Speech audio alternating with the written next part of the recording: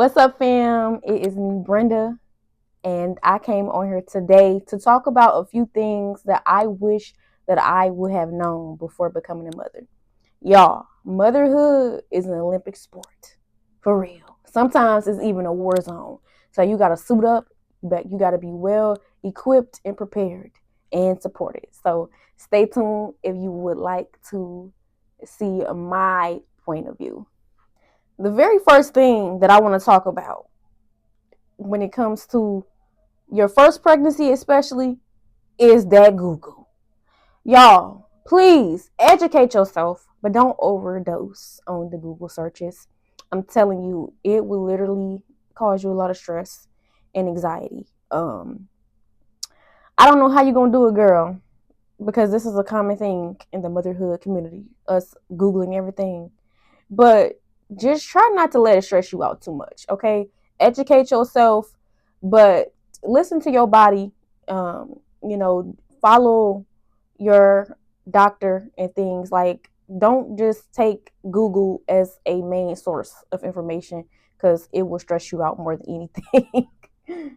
And moving on, the number one thing that has been a challenge for me personally is sleep. And let me tell y'all probably know about the newborn trenches and just how spotty the sleep is, but I'm here to tell you, I am a mother of 5. Okay, I had my first child when I was 19, had my last child when I was 28. My oldest child is 10. Okay, I'm gonna get you. You just had something to eat. Just give me a second, John. Hey, y'all, like I was saying, my oldest child is 10, my youngest is 1. So I'm here to tell you, you ain't gonna be getting no sleep, even when they get older. Even my oldest child wakes up in the middle of the night, whining, crying, needing things. You have to wake up at crazy times of the day to help them in the bathroom. Oh, and that's another thing.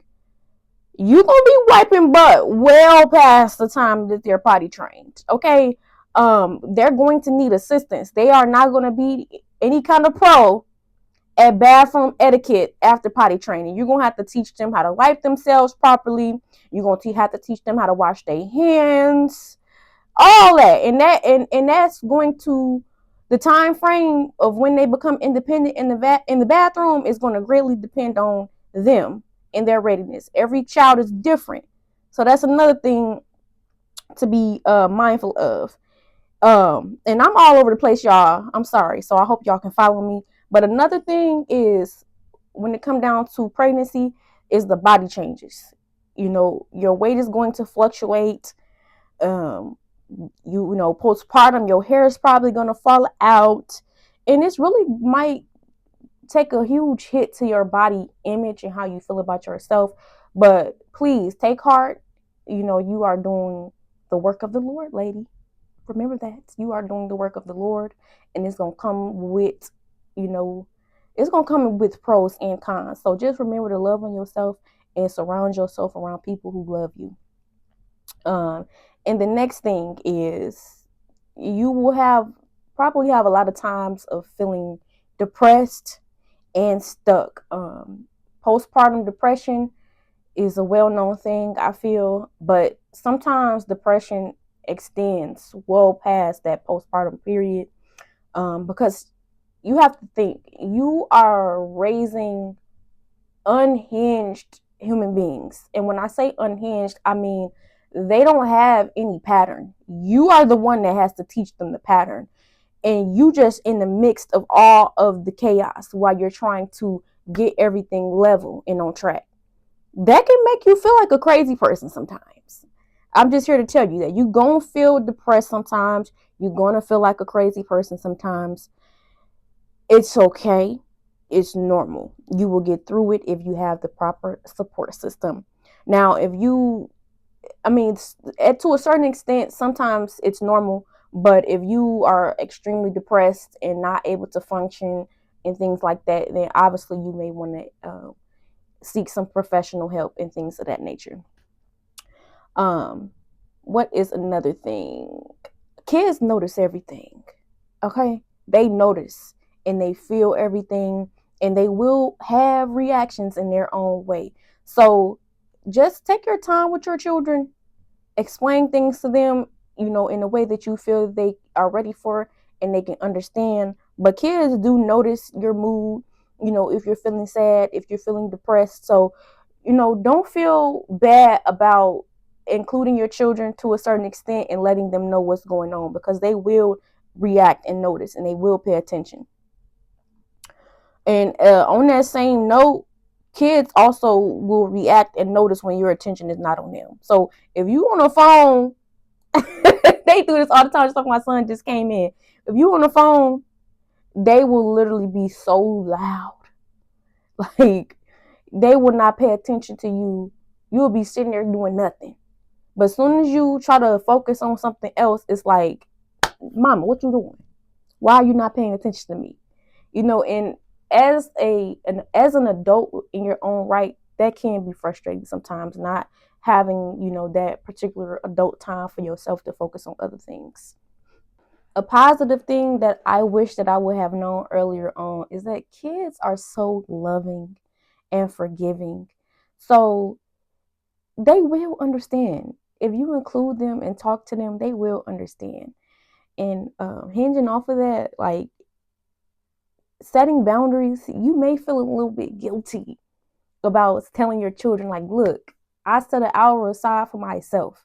You go over here and read you a book, watch you a show, or, just do something in your area while mama do something in her area. You may feel bad about setting those boundaries.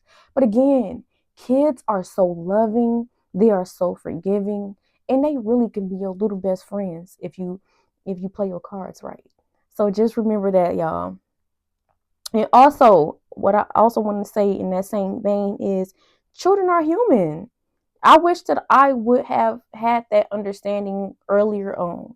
They are human and they deserve respect. Sometimes I feel like I didn't really take their point of view into consideration, and that made me a little bit more harsh earlier on. But as some of you may know, I am an elementary education major. I am studying to be a teacher right now. So I learned a lot since I've been on this degree path, and it has made me a lot more mindful about their thought process and how they may perceive, things that are going on. They have their own feelings about how life is happening to us. So that's something to definitely be mindful of. And another thing is your children reflect you. If I want to know how I'm doing in life, I just look at my children. I look at their mood, I look at their behavior, whether it's good or bad. And that kind of gives me an idea of things that I need to work on as an adult and as a mother, as a wife, and everything like that. What else? I also want to talk about breastfeeding, but I feel like that probably is a whole video in of itself. But just know, breastfeeding is gonna last likely longer than a year, and that weaning process is a beast, y'all. Oh my god! I breastfed 4 out of 5 of my children, and my second child and my last child, number 5, number 2, and number 5, they was not trying to be weaned at all. And it will break your heart to say no. It will break your heart to reduce feedings and things like that. But you're going to make it through, sis. You will make it through. And another thing about breastfeeding, if you breastfeed your children 9 times out of 10, the bottles, they're gonna drop, and one of them probably gonna drop lower than the other one. That was like a huge thing for me, because I didn't even notice it. But we had took family photos a few years ago, and when I look back at the pictures, I was like, oh my god, asymmetrical, oh my god. But it's the price that you pay. I wouldn't trade it for the world. I'm so glad that I got a chance to breastfeed 4 out of 5 of my children. I did not get a chance to breastfeed my first child because I had a C-section, And for some reason, I guess being on the medications afterwards, it made my milk not come in for like a good week. And as a first time mother, I just felt like my baby was not being nourished properly, so I resorted to bottle feeding her. So, but yes, I've breastfed 4 of my children, and it has been a journey. Actually, I'm about 2 weeks. It's been about 2 weeks since I weaned my last child, and y'all, that was such a bittersweet time for me. It was like, wow, this is probably my last baby, my last time breastfeeding. And I was ready, and I feel that she was ready too, but it was still bittersweet for me. Okay, and moving on, another thing that I want to highlight is that I mentioned earlier that as a mother, you have to provide that daily structure for your children. You are teaching them habits, you are teaching them behaviors, how to do things that are essential for life. And sometimes, even when it seems like they have learned a behavior and they have got it down, they will have several periods of regression. And that's okay. That is completely normal. Just be patient and be graceful and treat them how you would have wanted to be treated when you were a child. Okay.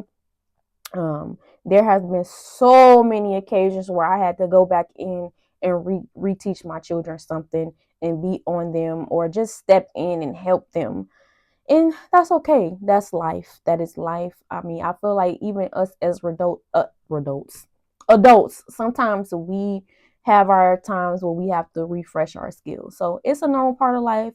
Give them grace and show them the love and respect that you would have wanted to receive when you were a child. And what else? Let me give me some water, y'all. Um, Another thing that I wanted to highlight that I wish that I would have known is about the epidural. So obviously I told y'all I have 5 children, and I had an epidural with 3 out of 5 of my children. And I feel like the epidural has had lasting effects for me. I continuously have back pain. And every time when I had my epidural, I was in like a crisscross applesauce like position. And I feel like subconsciously I be wanting to go back into that position, or like if I'm sitting down for long periods of time, it's like I always want to get back into that crisscross applesauce position. I don't know what that's about. I don't know any science behind it, but I'm just telling you what has been going on with me. But I really do have trouble, sitting down like this for long periods of time since I had that epidural. I don't know if anybody knows anything or have a similar experience. Please drop a comment down below because I don't know what that's all about. Um, let's see here. What else do I want to add here? Another thing that is a pretty heavy topic that I kind of wanted to save for the end is miscarriage.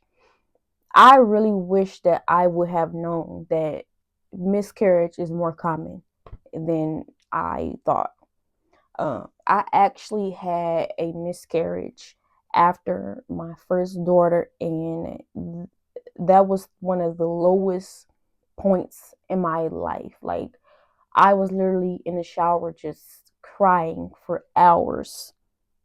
And it just hit me like a ton of bricks. Like, I had heard of people having miscarriages, but I never considered, once I got married and started having children of my own, that it would happen to me. But I had 3 miscarriages over the course of my childbearing years, and it never gets easier. I pretty much had my miscarriages from 10 weeks and above, and it was hard. It was very hard. It was a very rough time for me. I felt like nobody understood. I felt like I was alone, even though my husband was there, and I had other women in my life, but I just felt so alone in it. And that's when I started going on YouTube and figuring out that a lot of women go through it, and I just felt so much better knowing that people do understand me. It is something that happens, and it never gets easier. But that's definitely something that I want to mention that's a little bit heavier. Um, and it's unfortunate, and a lot of times you just don't have an answer as to why it happens. But if you're going through a miscarriage or have gone through a miscarriage, I feel for you. I feel for us. But yeah, that's what I had to say about that. But all in all, y'all, I love being a mother. Um, I am nearing my 30th birthday, so I have been doing a lot of reflecting over these last, 10 years. And I have had a lot of times where I completely lost myself in the day to day with my children, because it's a lot of things that are repetitive: cooking, cleaning, doing laundry, kids getting sick, having to clean up, throw up. And, a lot of times life can be very repetitive, and sometimes you will lose yourself. You will forget about your passions. You won't even try to do the things that you enjoy to do. But I'm saying, fight, sis. Fight the good fight. Don't give up on yourself. Don't give up on your goals. You will find yourself through your family. I promise you that. It will work. All things will work together for your good if you trust the Lord and if you trust the process, and you just remember why you're doing all of this. I know for me personally, this is a lifestyle that I chose. I mean, I got married very, very young, but I knew for a fact that I wanted to be married and I wanted a family. So if this is what you chose, you will find yourself, you will find your way, and everything is going to work out just fine. And y'all, this concludes my video. I probably could create a part 2 to this. If y'all want me to create a part 2, just let me know. But yeah, thank y'all so much for tuning in, and please like, comment, subscribe, connect with me. I am a mother. I don't get out much, with day-to-day life. Sometimes it is hard to, do things outside of, the necessities. So please connect with me on here. Let's talk on here. Let's share stories on here, and let's build a online community. I love y'all, and thank you so much for tuning in.